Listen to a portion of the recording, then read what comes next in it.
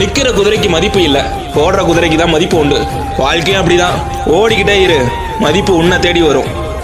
தோல்வி ஏற்பட்டோன்னா நமக்கு ஜாதகம் சரியில்லை, நேரம் சரியில்லை, வீட்டில் விட்ட சரியில்லைன்னு காரணம் சொல்லாம திட்டம் சரியில்லைன்னு நம்ம எப்போ புரிஞ்சுக்கிறோமோ அப்பதான் வாழ்க்கையில வெற்றி நிச்சயம்.